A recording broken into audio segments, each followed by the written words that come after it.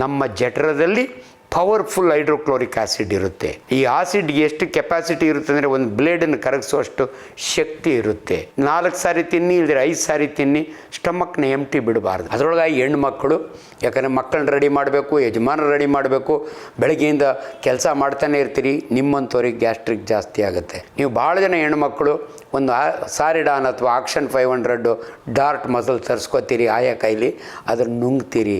This NSAIDs ಅಂತೀವಿ ನಾವು, non steroidal anti inflammatory drugs. So ಈಗ ಇನ್ನೊಂದು ಮಾತು ಹೇಳ್ತೀನಿ ನಿಮಗೆ, ಪದೇ ಪದೇ ಆ್ಯಸಿಡ್ ಅಂತ ನಾನು ಅಂತಿದ್ದೀನಿ. ನಮ್ಮ ಜಠರದಲ್ಲಿ ಪವರ್ಫುಲ್ ಹೈಡ್ರೋಕ್ಲೋರಿಕ್ ಆ್ಯಸಿಡ್ ಇರುತ್ತೆ. ಈ ಆಸಿಡ್ಗೆ ಎಷ್ಟು ಕೆಪಾಸಿಟಿ ಇರುತ್ತೆ ಅಂದರೆ ಒಂದು ಬ್ಲೇಡನ್ನು ಕರಗಿಸುವಷ್ಟು ಶಕ್ತಿ ಇರುತ್ತೆ.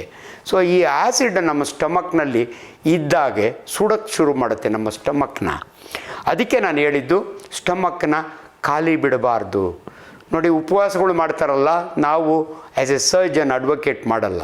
ದಯವಿಟ್ಟು ನೀವು ಒಂದು ದಿನದಲ್ಲಿ 4 ಸಾರಿ ತಿನ್ನಿ, ಇಲ್ಲದ್ರೆ 5 ಸಾರಿ ತಿನ್ನಿ, ಸ್ಟಮಕ್ನ ಎಂಟಿ ಬಿಡಬಾರ್ದು. ಯಾಕೆ ಬಿಡಬಾರ್ದು ಡಾಕ್ಟ್ರೆ?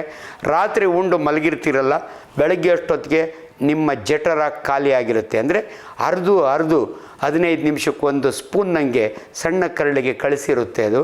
ಸೊ ಬೆಳಗ್ಗೆ ನೀವು 8-8:30 ಅಷ್ಟೊತ್ತಿಗೆ 6 ಗಂಟೆಗೆ ನಿಮ್ಮ ಜಠರ ಖಾಲಿ ಇರುತ್ತೆ. ಅಂದರೆ ಫುಡ್ ಇಲ್ಲ ಅಂತ ಅರ್ಥ.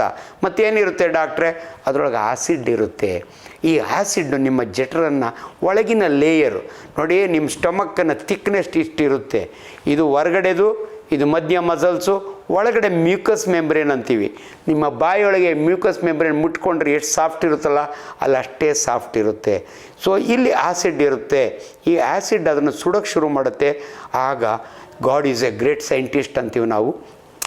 ಆ್ಯಸಿಡ್ ಜೊತೆಗೆ ಇನ್ನೊಂದು ಸೆಕ್ರೇಷನ್ ಇರುತ್ತೆ, ಮ್ಯೂಕಸ್ ಅಂತೀವಿ. ಈ ಆ್ಯಸಿಡ್ಡು ಮ್ಯೂಕಸ್ಸು 2 ಬ್ಯಾಲೆನ್ಸ್ ಮಾಡ್ತಾ ಇರ್ತವೆ. ಎಷ್ಟೊತ್ತು ಮಾಡ್ತವೆ? 1 ಅವರ್ ಮಾಡ್ಬೋದು. ಅಷ್ಟರೊಳಗಾಗಿ ನೀವೇನಾದರೂ ನಿಮ್ಮ ಸ್ಟಮಕ್ ಒಳಕ್ಕೆ ಹಾಕಿದರೆ ಅದು ಡೈಲ್ಯೂಟ್ ಆಗ್ತದೆ. ಆವಾಗ ನಿಮಗೆ ಗ್ಯಾಸ್ಟ್ರಿಕ್ ಆಗಲ್ಲ. ಅದಕ್ಕೆ ತುಂಬ ಜನ ಕೇಳ್ತೀವಿ ನಾವು, ತುಂಬ 10, 11, 12 ಗಂಟೆ ಆದರೂ ನೀವೇನು ತಿನ್ನಲ್ಲ. ಅದರೊಳಗಾಗಿ ಹೆಣ್ಮಕ್ಳು, ಯಾಕಂದರೆ ಮಕ್ಕಳನ್ನ ರೆಡಿ ಮಾಡಬೇಕು, ಯಜಮಾನರು ರೆಡಿ ಮಾಡಬೇಕು, ಬೆಳಗ್ಗೆಯಿಂದ ಕೆಲಸ ಮಾಡ್ತಾನೆ ಇರ್ತೀರಿ, ನಿಮ್ಮಂಥವ್ರಿಗೆ ಗ್ಯಾಸ್ಟ್ರಿಕ್ ಜಾಸ್ತಿ ಆಗುತ್ತೆ. ಅದಕ್ಕೆ ನಾನು ವಾರ್ನ್ ಮಾಡ್ತೀನಿ, ಗಂಡಸರು ಸ್ಮೋಕ್ ಮಾಡಿ ಗ್ಯಾಸ್ಟ್ರಿಕ್ ತಂದ್ಕೋತಾರೆ, ನೀವು ಉಪವಾಸ ಇದ್ದು ಗ್ಯಾಸ್ಟ್ರಿಕ್ ತಂದ್ಕೋತೀರಿ.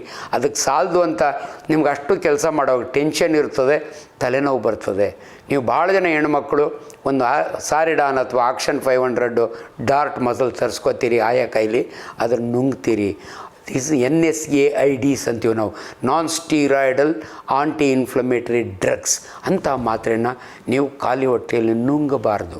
ತಲೆನೋವು ತುಂಬ ಜಾಸ್ತಿ ಇತ್ತು ಅಂದರೆ ತರಿಸಿ ಒಂದು ಬನ್ನೋ, ಬ್ರೆಡ್ಡೋ, ಒಂದು ಇಡ್ಲಿನೋ ತಿಂದು ಆಮೇಲೆ ತಿನ್ನಬೇಕು. ನೀವು ಖಾಲಿ ಹೊಟ್ಟೆಯೊಳಗೆ ತಿಂದರೆ ನಿಮಗೆ ತಲೆನೋವು ಹೋಗುತ್ತೆ, ಹೊಟ್ಟೆ ನೋವು ಶುರುವಾಗುತ್ತೆ. ಹಳ್ಳಿ ಕಡೆ ಚೆನ್ನಾಗಿ ಹೇಳ್ತಾರೆ, ಊದೋದು ಹೋಗಿ ಒದರೋದು ಬಂತು ಅಂತ. ದಯವಿಟ್ಟು ನನ್ನ ಮಾತನ್ನು ಈ ಮಾಧ್ಯಮದ ಮುಖಾಂತರ ಕೇಳಿದ ನಂತರ ದಯವಿಟ್ಟು ನೀವ್ಯಾರೂ ಕೂಡ ಬೆಳಗ್ಗೆ ಹೊತ್ತು ತಲೆನೋವಿಗೆ ಮಾತ್ರೆ ನುಂಗಬಾರ್ದು. ಅದು ವೆರಿ ಇಂಪಾರ್ಟೆಂಟು.